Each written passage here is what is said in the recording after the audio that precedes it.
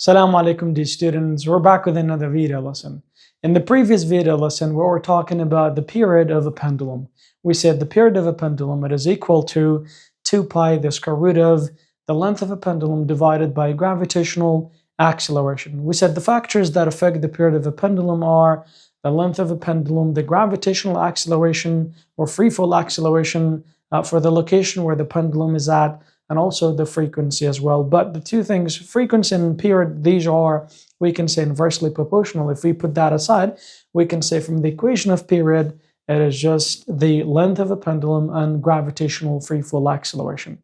And then we said, but the restoring force for a pendulum, remember that, which was a component of gravitational force, which is equal to mg sine theta.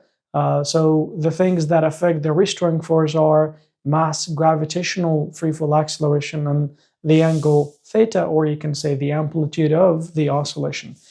We solved some questions and then we ended right at this point here. This question behind me is one of the most important questions, and you have to keep an eye on this one here. And I will also tell you some of the ways that are possible for this question to be in Wizari, which of course could be changing or could be new to you.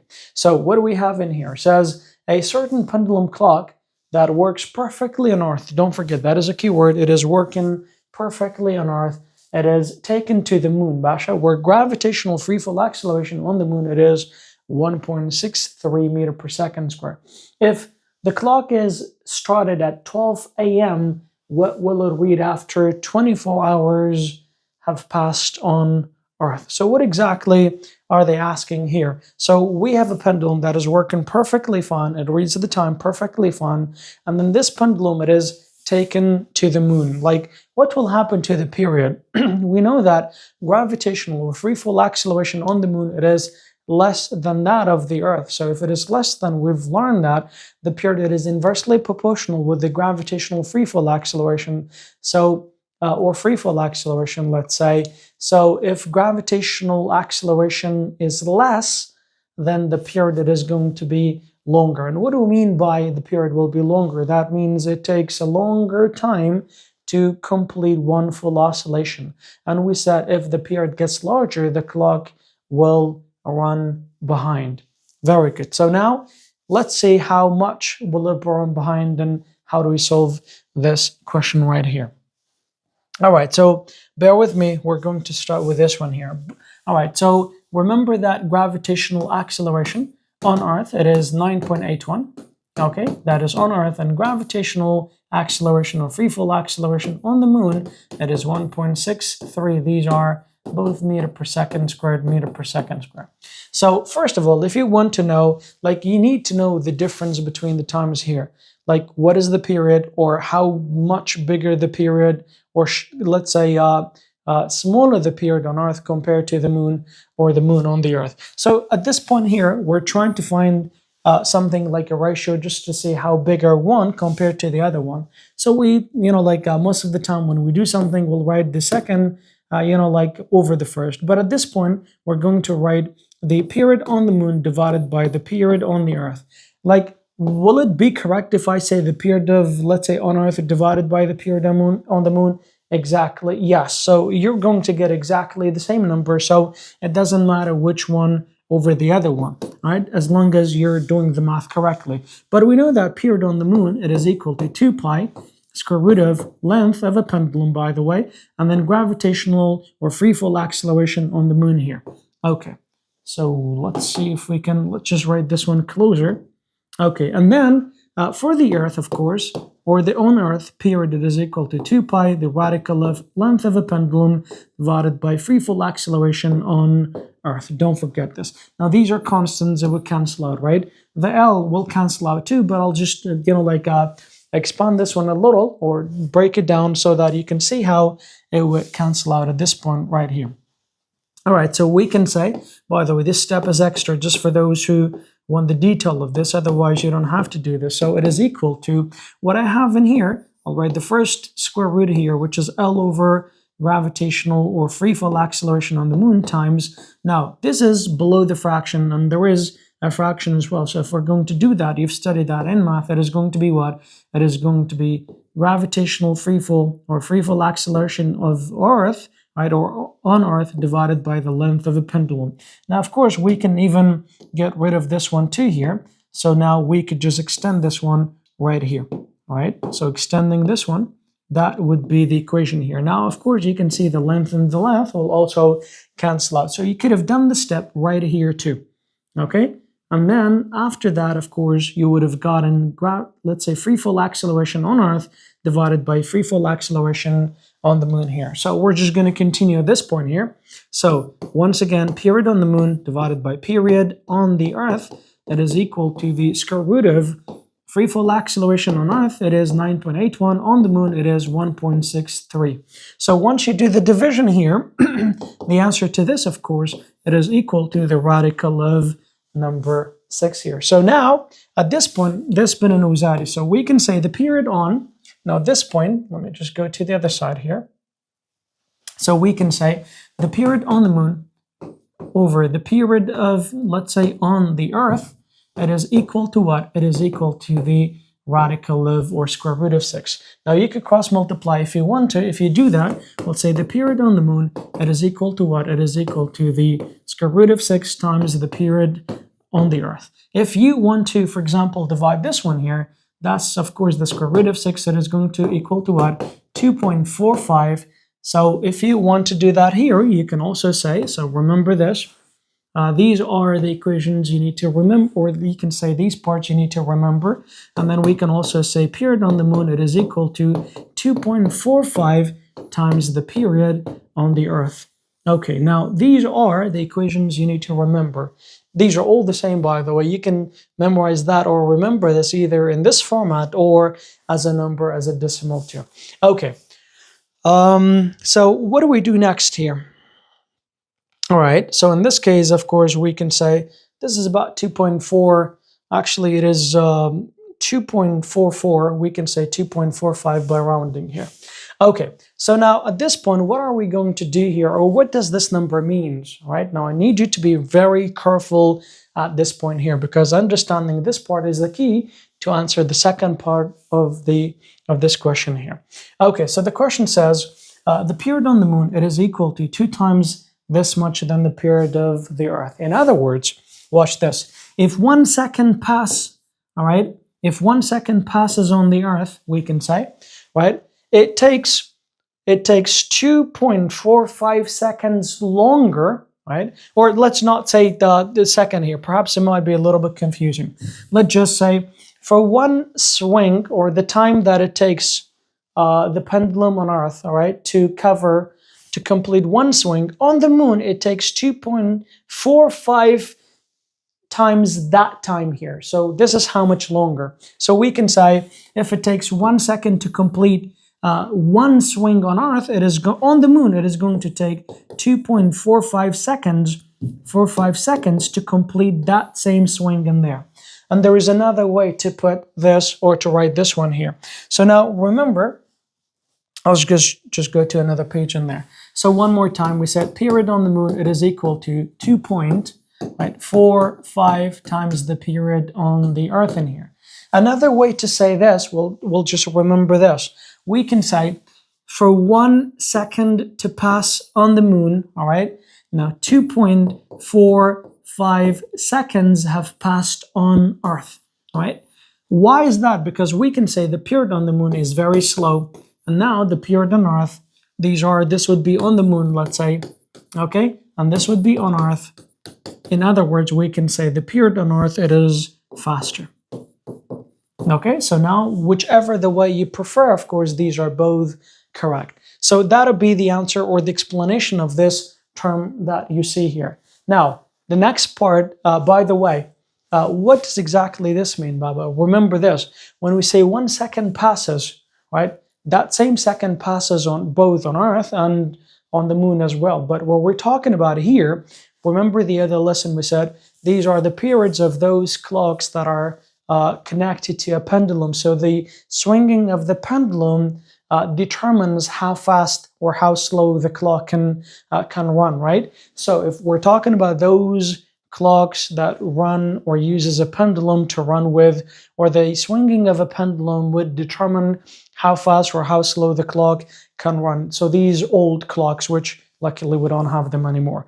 But regarding the normal time that we're talking about, if 1 second passes on Earth, the same second passes on the moon as well. And of course, it takes the same time, Basha. But these, for pendulums, these are different. So the question here, these are about pendulums here. So now can we put this one here? So the question says, this pendulum, it is taken to the moon at 12 a.m., all right? It is taken to the moon at 12 a.m. After 24 hours have passed on Earth, right? What time will it read on the moon? This is what we need to answer here. Now, there is a very simple method to answer this one, and that is by making a table, right? So remember, period, we can say on the moon, and then period on Earth. You can always rely on this table. Even if these numbers change, you can still use the same table, of course, with a little bit of changing, but it is always best. So we said that, right? In order for 1 second to pass, or now we can, instead of second, because it is about hours here, all right? It says 24 hours have passed. Let's make this one. 24 hours have passed on Earth, okay? So what time will it read on the moon? Because these are in hours, so we'll just say, by the way, here, Gutman, for 1 second to pass on the moon, 2.45 seconds have passed on the Earth, right? Because the we can say the period is faster here, okay? Not longer, by the way. If it is longer, yani, it is slower. If it is shorter, we can say, yani, it is faster here. Okay, so now instead of 1 second, can I say for 1 hour to pass on the moon, 2.45 hours have passed. 2.45 hours have passed on the Earth. Yes, because the period, it is faster, or you can say shorter on the moon there. Sorry, on Earth. So now going back to this, we are going to change this into a cross multiplication there. So now if you're going to use second, you'll use second. If you're going to use hours, you'll use hours. Whatever you use, it is going to be multiplied by this factor, and that's what we have. So we said for 1 hour to pass on the moon, 2.45 hours have passed on Earth. There's another way to say, okay? Now, 2.45 hours, all right?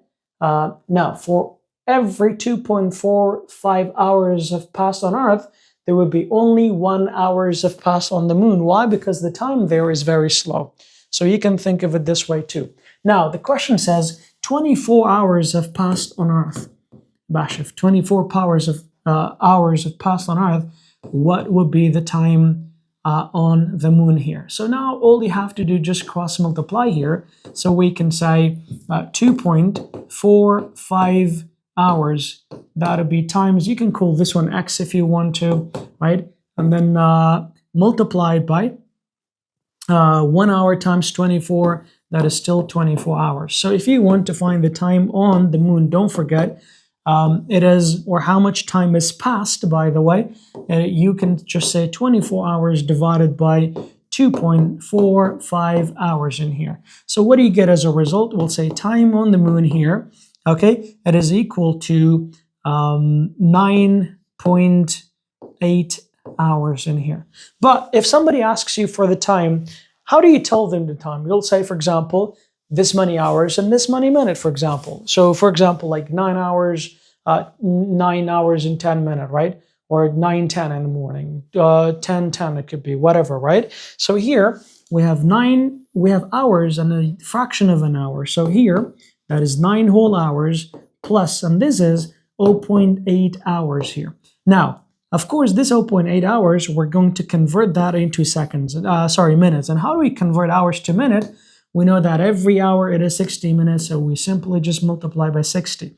Once you do that, of course, how much, or what is 0.8 hours times 60? The answer is going to be 48. So now we can say the period on the moon, it would read 9 hours and 48 minutes. This is how much time have passed on the moon, while on the Earth 24 hours have passed. I hope you really understood this one here. So let me let me explain what we just did in here.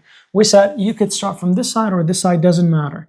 For 1 hour to pass on the moon, right, 2.45 hours will pass on the Earth, okay? Because the time on the moon, it is slower. Now, if 24 hours have passed on Earth, what time will it read? The pendulum clock will read on the moon here. You just cross multiply. That is the cross multiplication. Then, of course, you get period or the time on the moon, not the period, the time on the moon, it is equal to 9.8 hours. Now, this is 9 hours and this is 0.8 hours. We're going to, right, separate them, write this in hours and in minutes. This is the 9 hours, and we're going to convert 0.8 hour into a minute by multiplying by 60. Then we get 48 minutes. So now the time that the pendulum clock will read on the moon, it is 9 hours and 48 minutes. But that is not the end of the question, all right? Actually, that is close to the end of the question. The question says, now this is how much it will read after 24 hours. Now the next part of the question says, it says what? This pendulum clock, it is taken, right, at 12 a.m. here. If it is 12 a.m., right, we said that on Earth, 24 hours have passed. If 24 hours have passed, that means it is the same time there, which is 12 a.m. here. But what time will it read on the moon? How much time is passed on the moon here? So starting from 12 a.m., only 9 hours and 48 minutes have passed on the moon. So what time will this pendulum clock will read in the on the moon here? It would just read 9 hours, 48 minutes, but these are going to be AM because that is the only hour, or you can say it is only 9 hours and 48 minutes have passed starting from 12. Okay, now what are some, like other ways to answer, for example, to change this question for Basha? What if the question said, this pendulum clock, it is taken to the moon at 10 a.m. instead? Okay, so in this case, of course, you start from 10 a.m., all right, on the moon here. That'll be a different thing, so let's not change this one here. What if the question says, this pendulum clock, it is taken to the moon at 10 a.m. here? Okay, 10 a.m.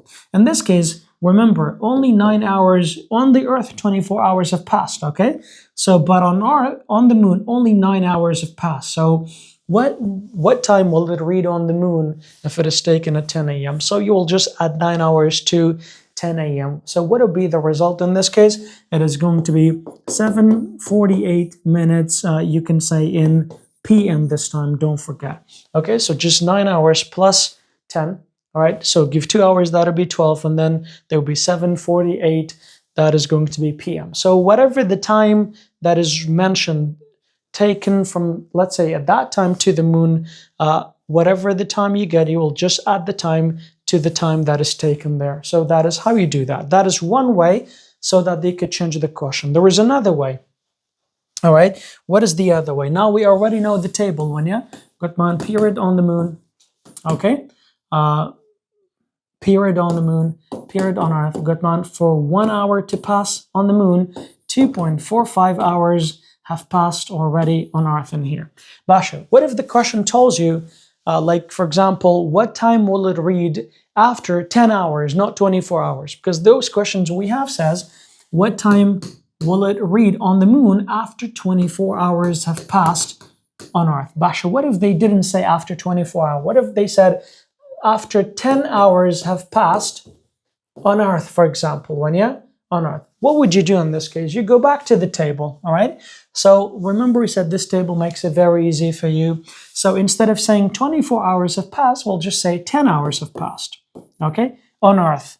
Basha, what will it be, or what time will it read on the moon? So you just say time on the moon, or you can call it X, Y, doesn't matter. So now just cross multiply and find the result in here. So in this case, that is going to be 2.45 times, let's call it X this time, or you can call it period, doesn't matter. And then that is going to be 1 times 10, it is just 10 hours. So if you want to find how much time passed on the moon after 10 hours have passed, we'll just say 10 divided by 2.45. So how much time will it be passed on the moon in this case? So just 10 divided by 2.45, the answer is going to be 4.08, we can say. If not, you could just say about 4 hours have passed on the moon.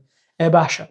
Now, if this pendulum it is taken, right, at 12 a.m., so how much time have passed on the moon? Only 4 hours. So what time will it read in that case? You will just add 4 to 12, so it is going to be 4 a.m. here. Okay? What if it was not, for example, what if it was taken at 8 a.m., 10 a.m., 3 p.m., doesn't matter. Whatever the time you get from the table, you will add to the time that is taken to the moon. So that is also another way that they can change this one. Let me tell you another way that you might be a little bit different in here. So we were talking about these pendulums one, yeah? So now we've learned that the period on the Earth, the period on the moon here, it is equal to 2.45 times the period on the Earth. Or you can say period on the moon. Let me just write it down one more time here. So the period on the moon, 2.45 times period on the Earth. Or you can write this one as a square root here. That is going to be square root of 6. You agree one, yeah? But what if we change the question and say, by the way, the question gives you the gravitational freefall acceleration for both the Earth and the moon as well. But here's the thing. What if we change the situation? Watch this.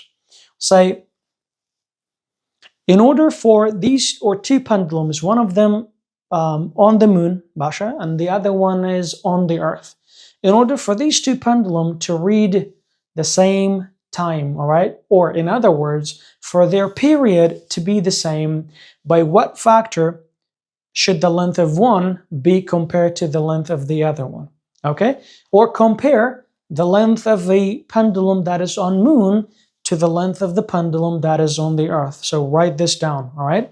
So watch this. All right, for the two, we have two pendulums, Basha. Let's just write it down, see if we could do that. Two pendulums, Basha. Pendulums. One of them is on the moon, and the other one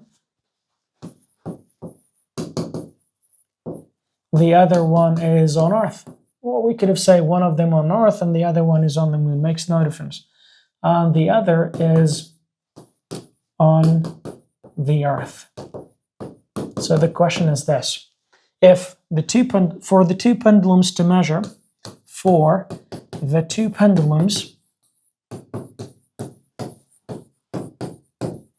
to measure the same, or to have, let's say, for the two pendulums to have the same period,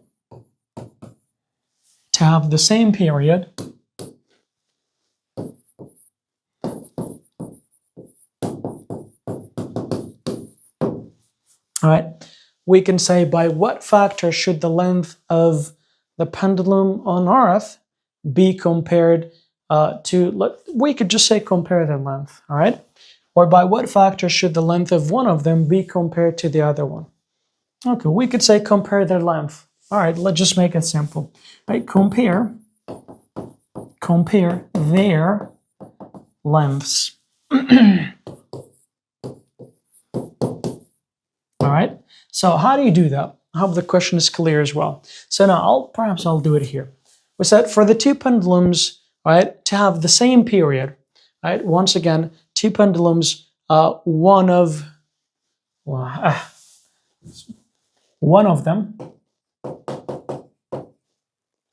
them is on the moon, Basha. One of them on the moon, and the other is on the Earth. For the two pendulums to have the same period, compare their length. Remember, the question tells you to have the same period, but if that is the case, they must give you the free fall acceleration on Earth, that is 9.81 meter per second squared. Gravitation, that is for Earth. Free fall acceleration on the moon, that is 1.63 meter per second squared. Basha, now bear with me here. Okay, for the two to have the same period, let's just see if we can, all right, if we can do that here. So for the two to have the same period, that would be period on the moon, that is on Earth, it doesn't matter, equal to the period on the moon, because that's what the question said, yeah? All right, so the next thing I want to keep the question here at the same time and do this one too. So period on the Earth, it is equal to 2 pi radical of length on the Earth divided by gravitational free fall acceleration on Earth, which is equal to period on the Moon 2 pi radical bubbling length of the pendulum on the Moon divided by gravitational or free fall acceleration on the Moon in here. So these two obviously cancel out.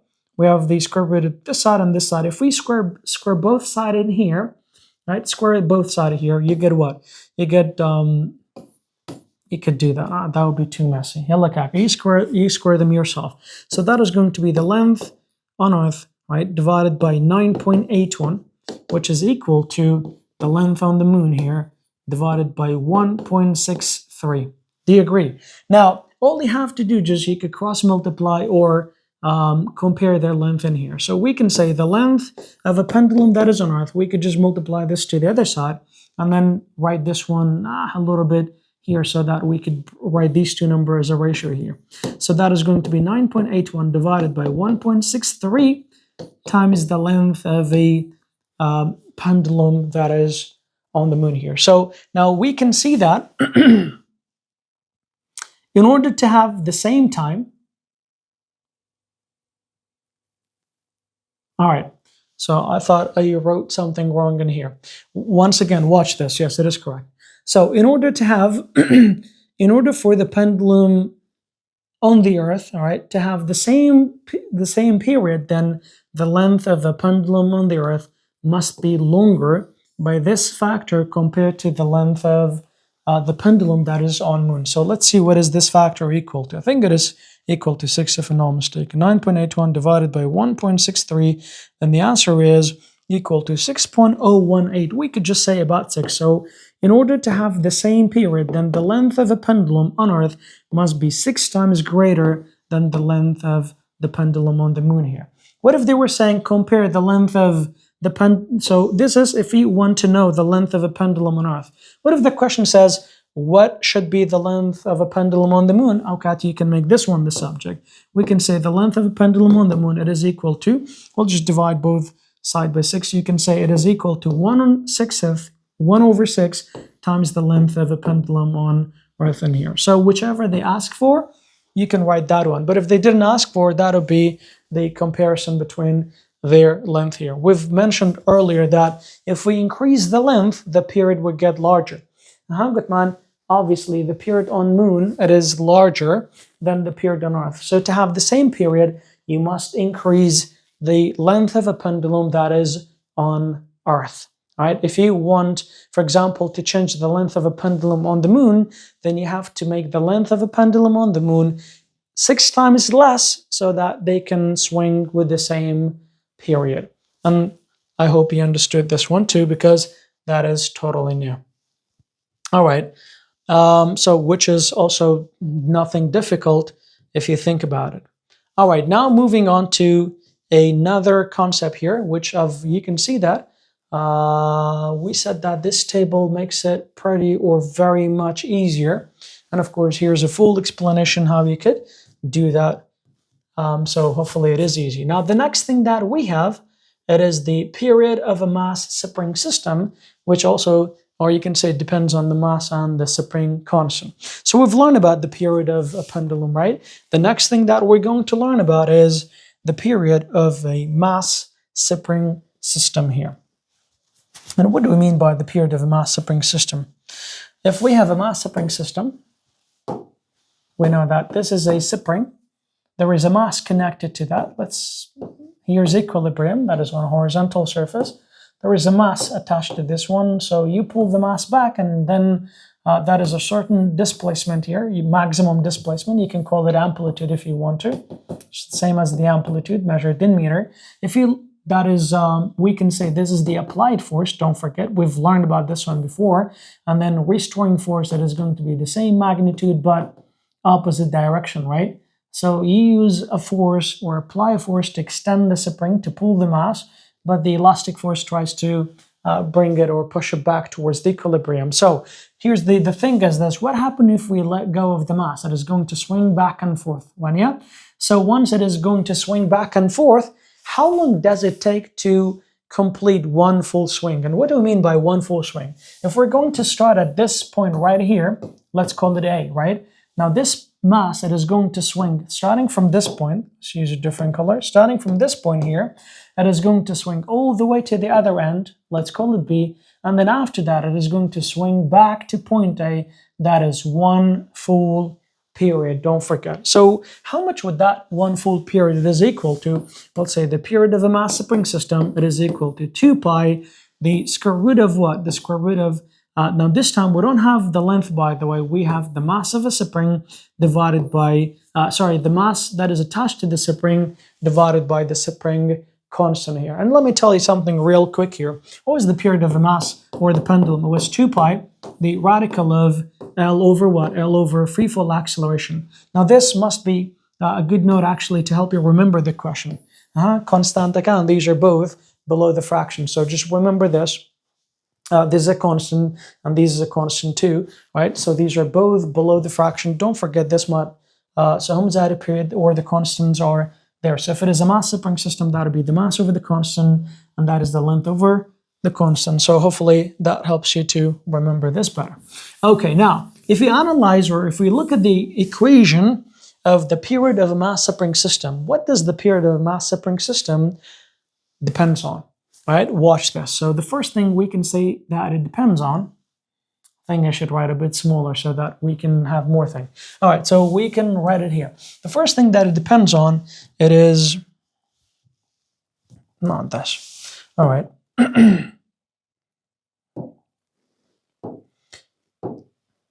All right, so we can see that period of a mass spring system, it depends on what? It depends on the mass, which is directly proportional, but not to the mass, to the square root of the mass. Don't forget. So by increasing the mass, the period will increase. Why? I'll tell you in a second, inshallah. All right, and then also the period depends on what? It is depending on the spring constant. But what is the relation between the two? We'll say it is inversely proportional with the square root of the spring constant here. Now, there are more of this, of course. We can also see that frequency and period are related as well. So if I want to write that one, we can see that period and frequency are inversely proportional too, just in case. Like these are not from the equation, by the way, but just if you want to know, always remember this, that period is equal to 1 over frequency, so these are inversely proportional. Now the next thing is, if you remember, previously we were talking about this. Gutman, this is the period of a mass spring system. Do you remember the equation for the restoring force for the mass spring system? What force brings the mass back to the equilibrium? We said the elastic force, all right? So that is the restoring force. So elastic force in a spring, it is equal to negative kx, spring constant, times the displacement in here. So watch this. We have two things now, just like what we had in pendulums. We have a period, and then there is a restoring force in here, which is F elastic, we can say. All right, so there are factors that affect the period, but it might not affect the restoring force. And of course, there are factors that affect the restoring force, but not the period. So if you, for example, take a look at this one here, now the mass affects the period, but will it affect the restoring force? The answer is no. Spring constant affects the period, it affects the restoring force too. But there is more, of course. Now, if we say, does the displacement here, does it affect the restoring force? The period? No, because simply it is not in the equation of a period here. But will it affect the restoring force? The answer is yes. All right, and there is one more thing, by the way. What about gravitational acceleration? Does it affect the period of a mass spring system? The answer is no, and you have to be very careful because a lot of times the question says a mass spring system that is taken from the Earth to the Moon. What happens to the period? And because you know that gravitational free fall acceleration, let's say,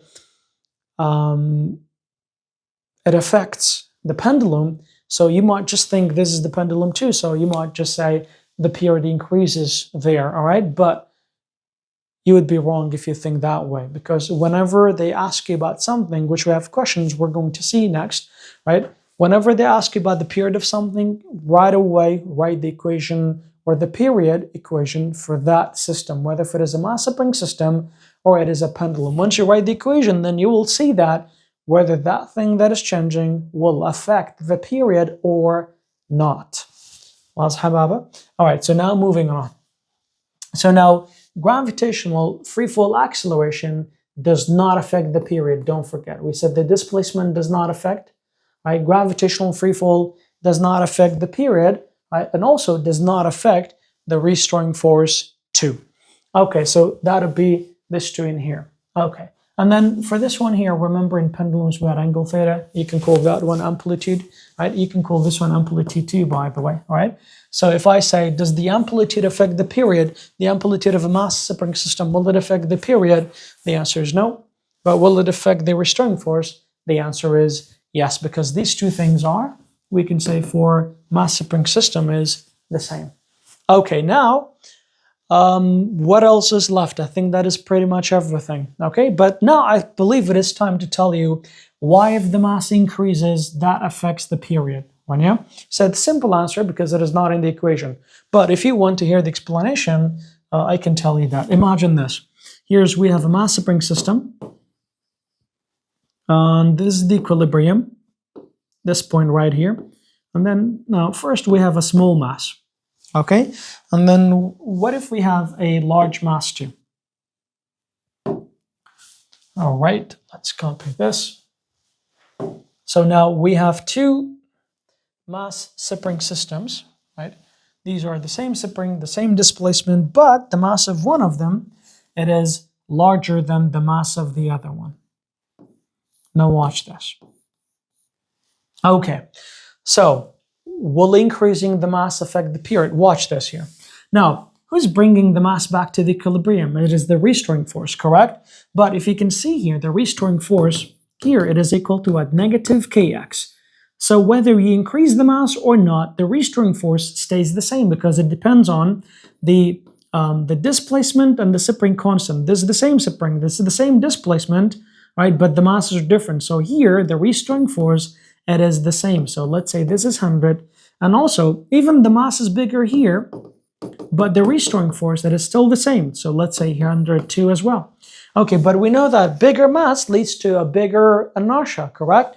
So if you're going to pull this mass back to the equilibrium, the force is the same, but the mass is larger. So do you think you can push this mass back to the equilibrium as fast, or let's say for this one here, as fast as in this? The answer is no. Imagine you're being asked, the same person, to push a desk that is small, let's say through a certain distance, 10 meters. You can easily do that. But now you are asked to push another bigger table to, let's say, through the same distance, right? Can you push the bigger mass as fast as the smaller mass? Clearly not. So in this case, because this one is larger mass, larger inertia, so the acceleration for this one here, we can say the acceleration that is equal to force or restoring force over the mass one, yeah? So the force is the same for both, let's say, compare these two here. So that'll be the first one here. The force is, it is the same, but the mass is small, so the acceleration is larger. That means it can go back here quicker. Quicker, that means the period is short. So small mass, shorter period. But for this one here, okay, because we said this force is the same, okay, but the mass is larger here. So same force, but bigger mass. If the mass is bigger, of course, the acceleration is going to be small. In other words, it is not going to go back, or it's not going to be pushed towards the equilibrium as fast as this one here. So this one, it is going to, or the period in this, it takes a longer period here, all right? So this would be the effect of mass on a mass spring system. The larger the mass, the larger the period will be. That is for the first part. What about the second part in here? Now, what about the spring constant here? Okay, now we can use, right, the same thing for the spring constant here. So once again, we have a mass spring system. Here's the equilibrium. But this time, we're going to have the same mass. All right, not this. The same mass, Basha. What am I doing? Okay. Same mass. Okay, but the springs are going to be different here. All right. And of course, it is the same displacement too. So it is the same mass, the same displacement, but the only thing that is different is the spring is going to be different. When we say the spring is different, of course, the spring constant is different, right? So you can see that there's a different spring constant here. So now regarding this one, Gutman, the restoring force, it is equal to what? It is equal to negative kx. So clearly these two have the same displacement here. And this one is the same displacement. So their displacements are equal. But what is different is their spring constant here. So the spring constant, let's say if this one, it is larger, right? So if it is larger, that means the restoring force will also be larger too now. So imagine, let's say we have 100 Newton that is pushing the same mass back to the equilibrium. And then here, because the spring constant is smaller, so that would causes a smaller restoring force. Let's say it is 50 here. So now, same distance, all right, same mass, but one of them is pushing with 50, the other one is 100. Who's going to get to the equilibrium faster? Of course, the one with a larger spring constant. So this is the effect of spring constant on the period here. We can say the larger the spring constant, and you can see here as well, because these are inversely proportional when the larger the spring constant, the shorter the period. Or you can say the smaller the spring constant, the larger the period. And of course, this is the situation, or this is the effect of spring constant on the period of a mass spring system. If you understood, I mean, the explanation is great to understand, but the most important thing, you can always use the equation to decide very quickly whether something affects or not, and how will it affect that. All right, I think it is time, or about time, to solve your questions. But first, this is the equation for the period of a mass spring system. These study tips are very, very important. These are everything that we just said. The first one says, according to the Hooke's law, the restoring force on a mass is determined by what? Determined by the displacement of the mass and also by the spring constant. That is elastic force, where you can say restoring force in a mass spring system. And then we also said that the magnitude of the mass does not affect the restoring force, but it does affect the period, okay? Which the restoring force is negative kx here. And then we also, point number 3 here, we can say a heavier mass attached to a spring increases the inertia, right? It increases the resistance to move, so without providing a compensating increase in force. So like we said, we've increased the force, we've increased that's new, right? We've increased the force without wait a second, what am I saying? We've increased the mass without increasing the force. So of course now you got the same force, but now if the mass is larger, you have to push through the same distance. Of course, it is the acceleration, or how fast the mass is going towards the equilibrium, it is going to be less. Or when we say towards the equilibrium, of course, if it is slower towards the equilibrium, so what about the time for one full period? Because it is going to be slow for one full period, so the time will be longer, or the period for one full cycle, it is going to be longer. We said the mass gets larger, but the force is the same, so it leads to a smaller acceleration, or smaller compared to the other. A heavier mass will take more time to complete one full cycle, or the period will be larger, we can say. The greater the spring constant, however, which means the stiffer the spring, so the spring will go back faster, which means the period will be shorter here. And that is the relation between the two there. Okay, what about changing the amplitude of the vibration, like increasing the displacement, all right? That does not affect the period, okay? But it does affect the restoring force, again, maybe. So it does not affect the period. You can just say simply, amplitude, or x displacement, is not in the equation, so it doesn't affect. So this statement is only true for a system and circumstances in which the spring obeys the Hooke's law. There's actually, this point is a very good thing here, right? So we can say the larger, or the larger the amplitude, the larger the restoring force. But right? This doesn't work if you, let's say, stretch the spring too long. Now the spring is permanently deformed, then even you let it go, it doesn't go back, like a normal spring. We're not talking about these cases. We're talking about those cases that you stretch the spring to a limited extent, bubbling to some extent, and then you let it go, it can always spring back or go back and forth perfectly fine without changing the shape of the spring forever, which we say the spring shape is deformed. Let's talk or answer these questions real quick. The first one says, which of the following does not affect the period of a mass spring system? Remember, it says does not. Always underline these keywords. Sometimes, like you read it does not, but when you go to the options, you think about the options, and perhaps you might forget it says does not, right? So you might just choose something wrongly. Because I have students who've had these or faced these kind of problems, and of course they lost 2 marks for over very easy, over a silly mistake, let's say. Not lack of attention, you could say too. All right, so watch this. Which one of them does not affect the period? Whenever you have a question like this, it is about the period. The period of what? The period of a mass spring system. So the best way to do here, write the equation. Period of a mass spring system, 2 pi. Good man. Who is at the bottom? Remember, the mass is at the top and the spring constant, which is a constant, at the bottom here. Now let's compare. Does the mass affect the period? Yes. So not the first one, because it says does not. Does the spring constant affect?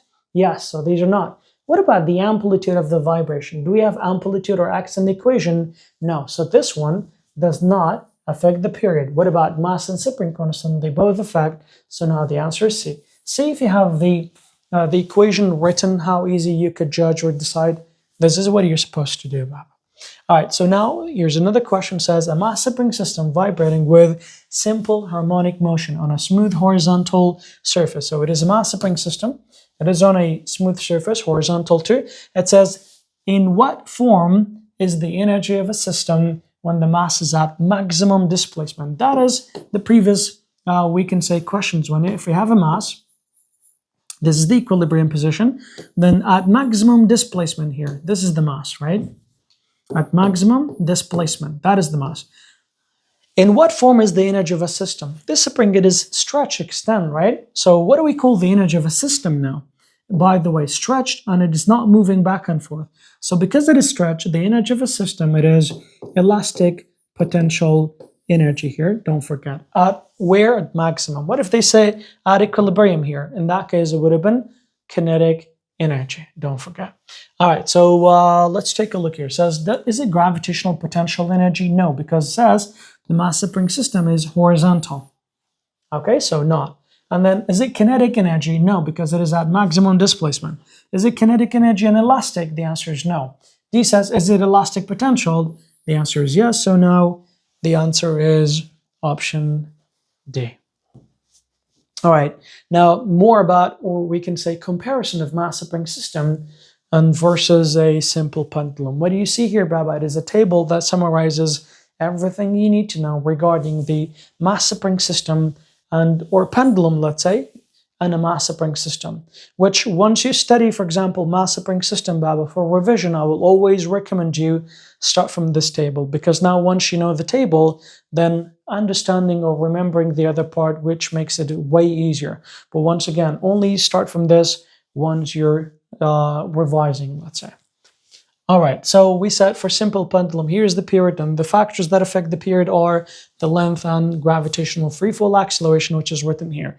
For the period of a mass spring system, it is the mass and the spring constant. These are direct and inverse, which we've learned about that. Okay, the restoring force of a pendulum, we said it is a component of gravitational force, which is tangent to the pendulum's path on it, which we said mg sine theta, later restoring force negative kx, Hooke's law. Okay, so what does it depend on? It depends on the mass, gravitational freefall acceleration, you could say, or freefall acceleration and the angle, right?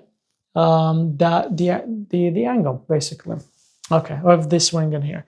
Here it depends on the spring constant and the displacement, or the amplitude, you can say. 3 says, increasing the amplitude. What happens if we increase the amplitude, by the way? But we're talking about any angle that is less than 15. For example, like it is 2 degrees, you make it 4, you make it 10, you make it 13, 14, but no 15. It cannot be 15. All right? So that does not affect the period because it's not in the equation, but that affects the restoring force because it is directly proportional. Here, if we increase the amplitude or the displacement, that does not affect the period, but it affects the restoring force And you can take a look at the equation just to see.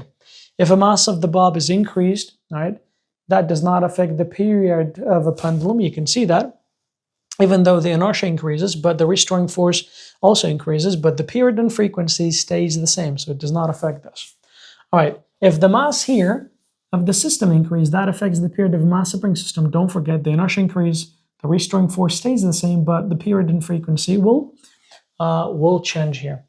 So the period increases, but the frequency decreases because these are inversely proportional. Good man 5.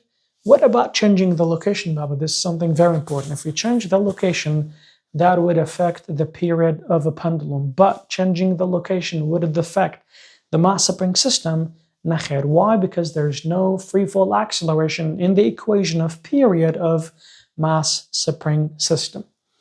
Okay, but here change. Good man, I got the رقم بيخربني.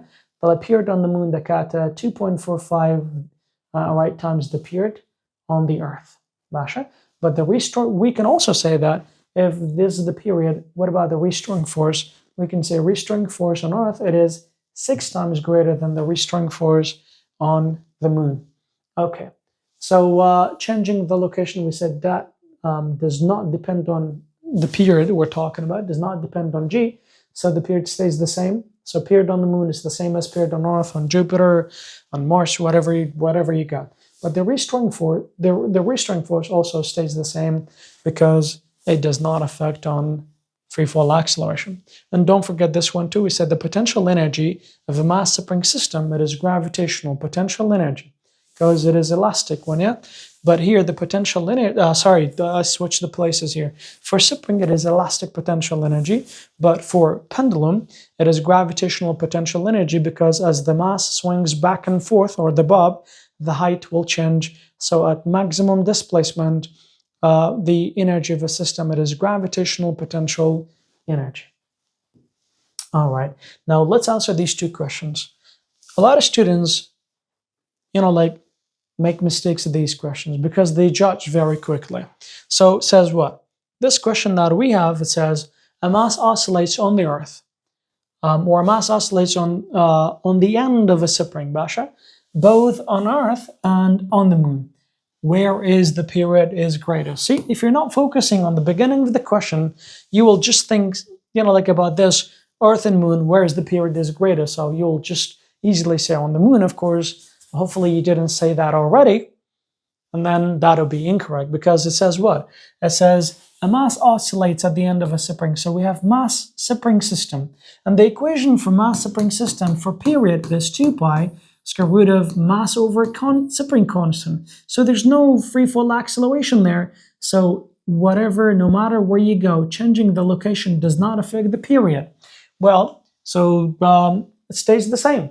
So the question says, is it greater on Earth? No. On the moon? No. Is it the same both on Earth and moon? Yes. It says cannot be determined. That is also incorrect. Now this one here has also a similar idea. It says 3 identical vibrating mass spring system. One of them is on Earth, on moon, and the last one is on Mars' surface. Which one of them has a greater period? And once again, it says mass spring system, Kaka. So write the equation in front of you. So in these cases, the location have changed. And we said by changing the location, the period will not change. So we can say all are equal. Okay. The next thing says, will the period of a vibrating mass spring system on Earth be different than the period on an identical mass spring system, but on a moon, let's say? So because it is a mass spring system, so the period does not depend on gravitational free fall acceleration, so the period will remain the same. Okay, so the answer is no, it's not going to change, remains the same because it does not depend on free fall acceleration. We also have this question too, which is also interesting. What does it say? It says the body of a 100 or 1,275 kilogram car is supported on a frame by 4 springs. 2 people riding in the car have a combined mass of 153 kilograms. When driven over a pothole in the road, all right, pothole, you know that what it is, and tasa qurtwan, yeah? All right, very good. So the frame vibrates with a period of this much. So there is a period given. Okay, what is the period? It is 0.840 second. It says for the first few seconds, the vibration is approximates simple harmonic motion. The reason why this is simple harmonic motion, so that we'll use the period for, or the equation of period for that without any problem. Find the spring constant of a single spring here. That is a key, and I need you to underline this one here. And later, I'll try to change one word and see how the question might change at this point here. So I need you to underline this one for me now. All right, so let's talk about this one here. First of all, right, the question says find the spring constant. Well, have you thought about this? Where can we find the spring constant? Spring constant can be, because it is a mass spring system, or let's just say this is the chassis or whatever of a car, you can say. These are the 4 tires. And of course, at every tire, there is a spring here. And you can call this one car suspension there. Okay. If there were no suspension, then you would be like the rate of a car. It would be the same as the rate of a tractor. And if you know what it is, imagine. Okay, so that is the case in here, right? Once these springs are moving back and forth, it is going to vibrate with the simple harmonic motion. So if we want to find the spring constant, we can say period, it is equal to 2 pi, the square root of what? The square root of the mass over the spring constant in here. So needed to be careful here. We have the period, we have, the question says find the spring constant, but there's one thing in here. The question says for a single spring here. Now, how many springs do we have? There are 4, yeah? But there's one more thing here. We have the mass of a car, that these masses are, like for example, applying there is this mass, which is of course trying to compress the spring here. And there are also 2 persons as well, right? These are 2 people here. Okay, so what would be the total mass of both the car and the people too here, right? So we can say the mass in here, or you can say the total mass if you would like to call it. That is going to be the mass of a car plus the people here. Okay, so what is the mass of a car? It is 1275, we can say, plus the mass of the 2 person combined, it is 153.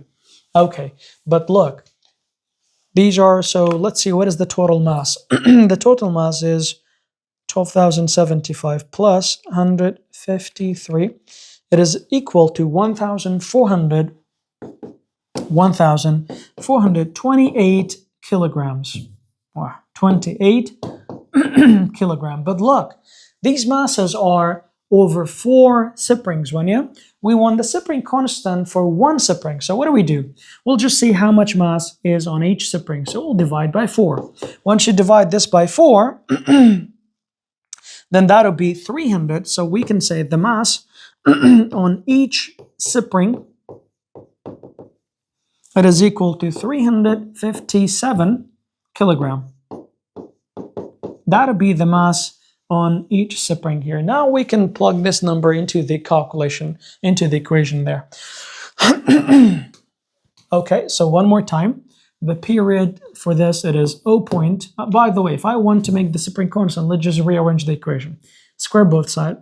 It is going to be period squared, 4 pi squared, mass over k. Yes, we want the spring constant, so just swap it with the period squared. So k, it is equal to 4 pi squared times the mass, all right?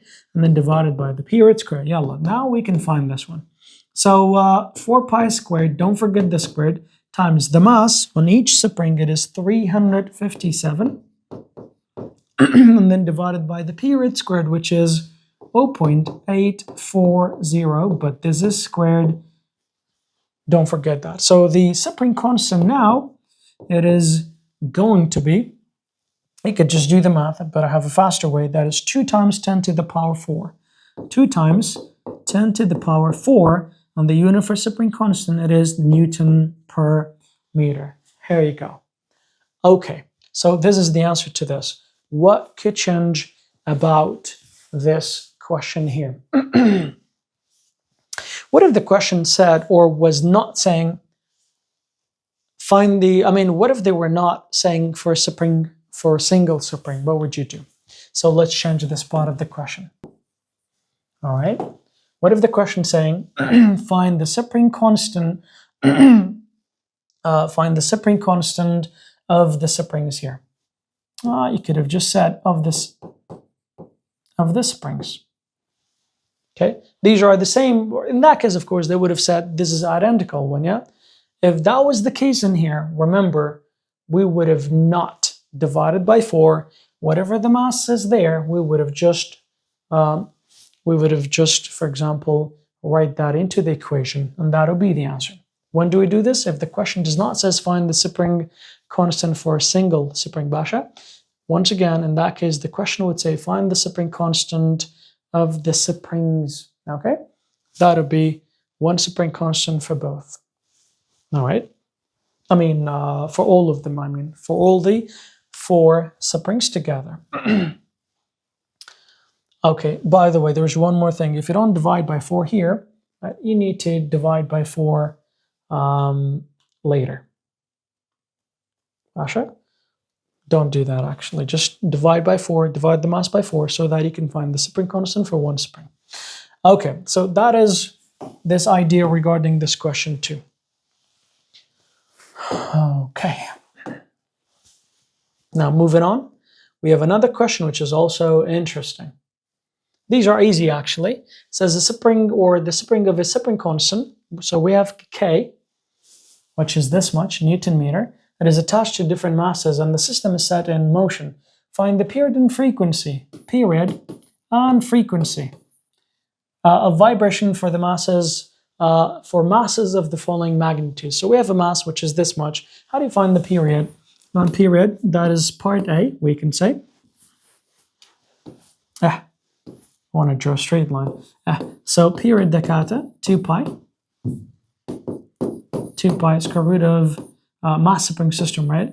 So mass over spring constant. Okay, so we have a spring constant 30, and there's this mass, which is 2.3 kilogram. You will just plug in the numbers, you'll find the period. Once you find the period, which is equal to 1.7 second, once you find the period, now you can find the frequency, which is 1 over period. So 1 over 1.7, that is 0.59 hertz. That's the answer for the first part.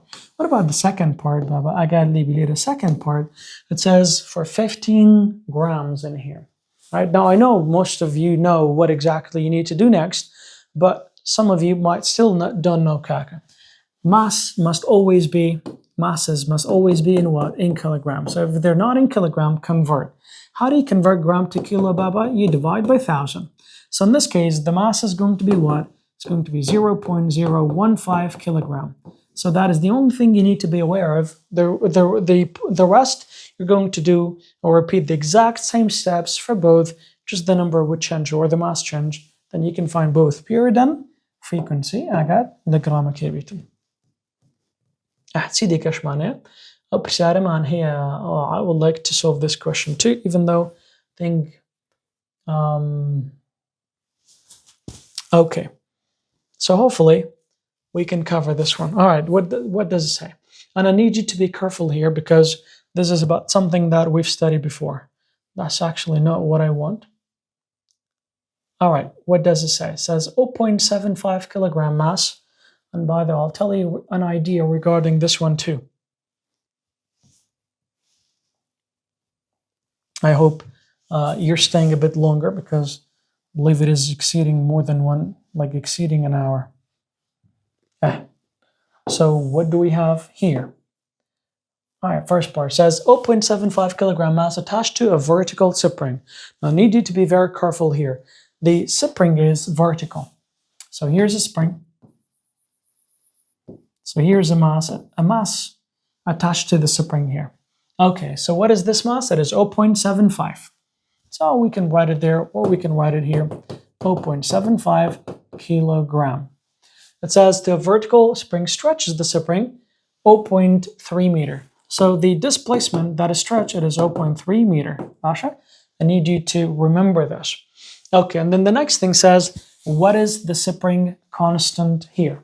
Okay, so how do you find spring constant? Before we do this, find what force pulls the mass downward. Isn't that force of gravity? And then what force tries to bring the mass back to the equilibrium? That is elastic force. And if you remember previously, what did we say? So you can always rely on one equation. F elastic, it is always equal to the applied force. All right, it is the same magnitude but opposite in direction. So we can say the applied force here, it is the force of gravity here, or gravitational force. So, but we note, so this negative, that means equal in magnitude but opposite in direction. So we can say F elastic is equal to negative kx, which is equal to negative mass times gravitational free fall acceleration. These two negative cancel out, and then spring constant the mg over the displacement here, or the extension here, which is going, the mass is now 0.75 times 9.81 divided by what? Divided by 0.3 meter. Now all you have to do, just find the spring constant. Remember, we said spring constant cannot be what? Cannot be negative. So 0.75 times 9.81 divided by 0.3, the answer is going to be 24.5. So the spring constant is 24.5 Newton meter. And that is the answer for that. Okay, now a few more things, or what can we do, or what can we change about this question here? I need you to focus at this point. We can reverse this question here. By the way, this is the first part of the question. Let's not forget. We found the spring constant here, which is 24.5. The next part of the question says, the mass spring system is now placed on a horizontal surface and set in vibration. What is the period of the vibration? Now, this is the same mass spring system. It is set or placed, on a horizontal surface here. So the same mass spring system, it is placed on a horizontal surface. It's equilibrium position, we can say, and this is the mass. Now it is going to oscillate or vibrate here. What is the period of this vibration here? So we know that period, dakata, 2 pi, square root of what? Square root of mass over spring constant. So we found the spring constant, so now we can easily find the period here. The mass, it is still the same mass, 0.75 kilogram, divided by the period, which was 24.5. Now, once you do the math, of course, you'll find the answer of the period, which is going to be in seconds. So the period is now, it is going to equal to what? Equal to 1.1 second. And as you can see here, but the previous one, you can even round this one up to 25, that would be fine as well. So the period is now 1.1 second here. Now so this will be the answer for this question. What can we change regarding this question? We could do the opposite of what we just have done here. For example, we'll give you the period, all right? And then we have a mass spring system that is oscillating on a horizontal surface, smooth surface, with a period of, with a period of 1.1 second. And the mass that is attached to the spring, it is 0.75 kilogram. Now, then this mass, it is hanged vertically, right? What is the displacement that the mass would, what is the displacement that the mass, let me just think about it this way here. So what is the displacement of the spring that is displaced by the mass? In other words, find the x, or the displacement. All right, so let's do this one too here. So don't forget these numbers. Okay, so Gutman, we'll say there is a spring laid horizontally. There is a mass attached to that. The mass was same mass, 0.75 kilogram. Okay, and the period this time, the period will be given 1.1 second, for example, So the question says, once this spring it is hanged vertically, what would be the mass that is, or what would be the displacement by the mass in here? Basha, what is this displacement by the mass? Now I'll tell you this. First of all, let me just, what can we find by using this tree? Or let's start from this side here. Now, if we want to find the displacement by the mass, we need F elastic, and that is equal to negative kx. Yes or no? That is the equation of elastic, what is it here? The Hooke's law. And there's something better than that. We have Fg downward, and we have F elastic upward. We can also start with that one first. We can say F elastic, it is equal to negative, don't forget, Fg here. Okay. And then, but for F elastic, it is equal to negative Kx, and then for Fg, it is equal to mg here. So now, we have the mass of this thing, right? We have the mass of that is attached to the spring. We have gravitational free fall acceleration, and in order to find this x, we need the spring constant. But do we have the spring constant here? No. But this part is given, so I can find the spring constant over there. So now, by using the period and mass, I can find the spring constant here. So period, it is equal to 2 pi square root of mass over k. So now, of course, you can find the spring constant. Like if I do that quickly, like in one step, spring constant, the 4 pi, right? 4 pi squared, like you could do, I've skipped some steps here, times the mass divided by what? Divided by the period squared. Okay, so go ahead and try this. Once you do this, of course, you're going to get the same spring constant, which is 24.5, or you can say about, we can round it up to 25 as well if you want to. That is going to be Newton meter. Basha, that is the spring constant. Now you can bring the spring constant here, but be careful. There's one thing I need to tell you now. There's a negative. Let me not forget this one here. Okay, so these two negative now cancel out. So the spring constant we have, or how do we find x now right away? X, it is equal to mg. Remember, the two negatives cancel out now, divided by the spring constant. So x, it is equal to mass, which is 0.75, times g is 9.81, and then divided by spring constant, which is, we rounded up to 25, then you're going to get the same displacement. And the displacement that we had, it was 0.30 meter here. But there's one thing I need to tell you here. This displacement, it is how much we can say this elastic force would move that one upward. Basha, the question would be saying, what is the displacement by the mass in here? We know that the mass, the mass of a spring, it is pulling, or the mass is pulling the spring downward, So now there is a distance that is moved downward. Even though that x, the x that we got is positive, right? This positive is because of the elastic force that is going to pull it upward this much. But the displacement that is moved by the mass, it is going to be the same amount, which is 0.3, but downward, and we could just say negative 0.3 meter here. Okay, so need you to be careful with this negative sign here. Why? Because whenever a mass is hanged vertically, the displacement that is bubbling, this mass would displace the spring bubbling or stretch the spring downward. So the displacement by the mass will always be downward, which means it is always negative. Basha, I got lo khalibi because it is something very, very important. Okay, now let's go to the other question. So this is how you can kind of like reverse the whole thing here. All right, it says two-mass spring system vibrate. I think it's getting a bit longer, but I think this will be the last question for now, or perhaps this page. It says two-mass spring system vibrate with the same amplitude with simple harmonic motion. As a matter of fact, it says if the spring constant are equal, but the mass of one system is twice the mass of the other, which system has a greater period? Don't decide so quickly, write the equation. Period dakata, 2 pi square root of mass over k, So the larger the mass, the larger the period, we can say. So now the system with a larger mass would have a larger period. Khalas. Okay, next says an ideal mass spring system. I need you to underline this one here. When we say an ideal case or system, that means there is no friction is disregarded and air resistance is also disregarded. All kinds of friction. In other words, no energy is lost. In an ideal spring system, or an ideal mass spring system, vibrating with a simple harmonic motion would oscillate indefinitely. Why? If there's no energy lost, it keeps oscillating forever.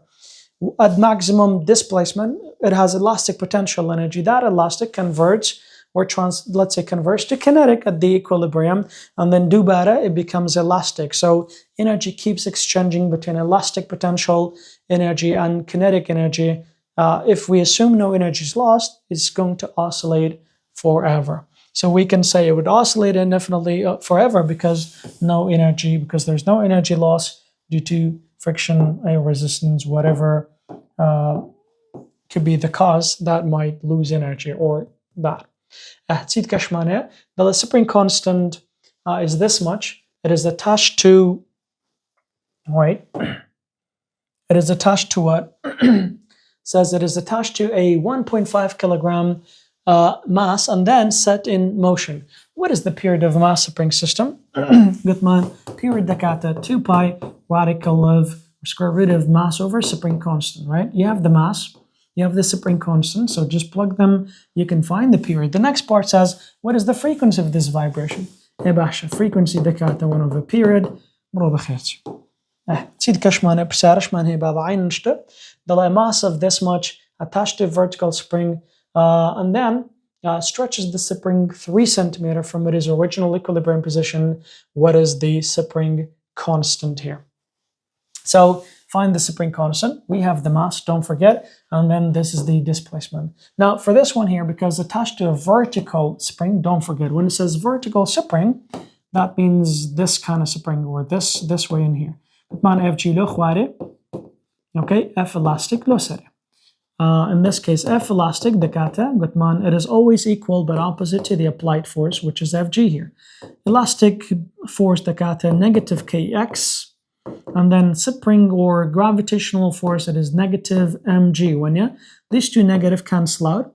Okay, and then we want the spring constant, right? So K, it is equal to mg over the displacement. I got the displacement, the kb baba. So the mass is 0.75 times 9.81 divided by, this is centimeter, so 0.03 meter. Don't forget, once you do the math, of course, you're going to get this much Newton meter. Gutschmann spring constant, that has to be always positive, and hopefully you got the same answer too. That'll be the end of this session. All right, thank you for staying this long. Keep practicing, and I'll see you soon, inshallah. Till next lesson, Assalamu alaikum wa rahmatullah.